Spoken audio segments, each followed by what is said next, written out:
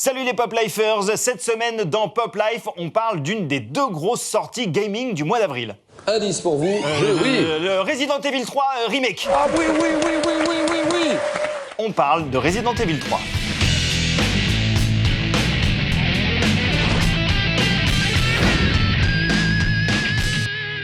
Ce mois-ci, l'actu gaming est dominée par deux sorties de remake. D'un côté, celui de Final Fantasy VII, dont on va très bientôt parler, et de l'autre, Resident Evil 3. Et si le jeu d'origine de Capcom est loin d'avoir la même aura culte que le RPG de chez Square Enix, Resident Evil 3 Remake est néanmoins l'un des jeux les plus attendus de l'année. Déjà, en janvier 2019, le remake de Resident Evil 2 nous avait mis une bonne claquasse.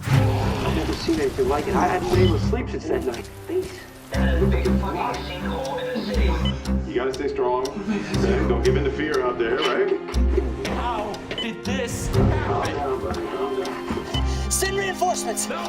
Wait, hurry up! L'épisode 3 de Resident Evil, coincé entre les deux chefs-d'œuvre que sont Resident Evil 2 et 4, méritait largement d'être remis sous les projecteurs, tant l'original faisait figure d'épisode de transition tiraillé entre l'approche survival horror et le jeu d'action pur.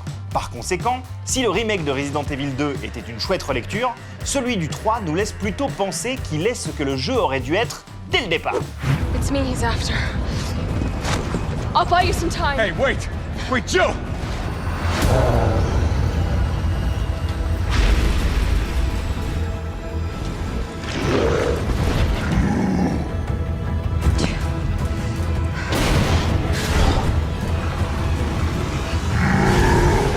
Enfin, un Resident Evil 3 pensé comme un pur jeu d'action, où la pression ne retombe jamais, où les personnages ont enfin la mobilité nécessaire à une aventure aussi speed.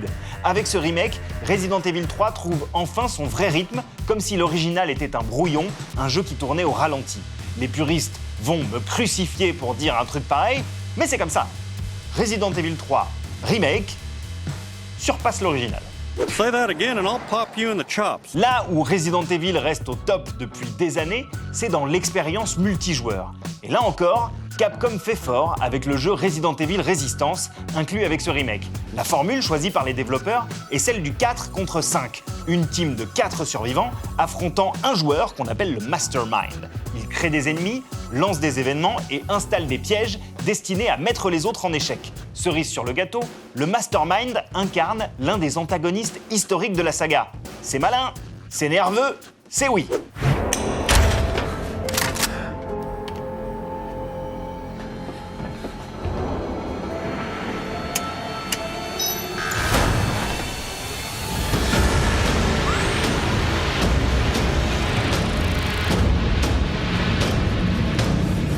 Resident Evil 3 Remake est dispo sur PS4, Xbox One et PC, et si le jeu principal se bouclera assez rapidement, Resistance promet des heures de fun et d'hémoglobine entre personnes de bonne compagnie. Aujourd'hui, dans le Rewind de Pop Life, on va se rappeler que même si les zombies ont été rendus célèbres par George Romero et remis sur le devant de la scène par Walking Dead, la troupe de zombies la plus célèbre de la pop culture, c'est celle de Michael Jackson.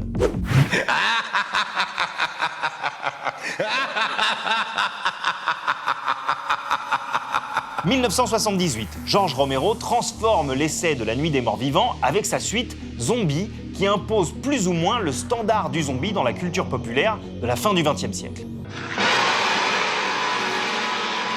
Mais en réalité, les morts vivants les plus vus, les plus célèbres, les plus imités, parodiés de l'histoire, on les doit au réalisateur John Landis et à son clip de 13 minutes pour le morceau Thriller de Michael Jackson.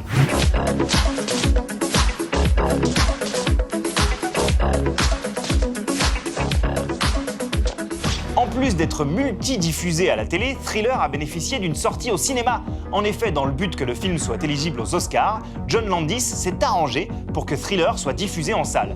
Plus précisément, en première partie des projections de Fantasia de Disney, qui comportait déjà son lot de passages un peu effrayants.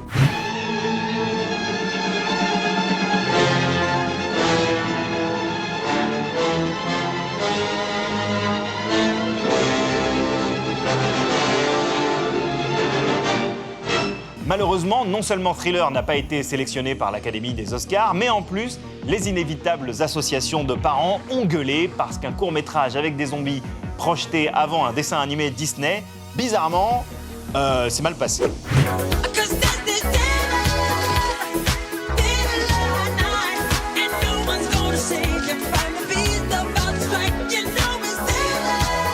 Qu'importe les Oscars et les parents américains, Thriller est devenu l'album le plus vendu de tous les temps, et c'est en grande partie grâce à la popularité sans précédent de la chorégraphie de ces zombies.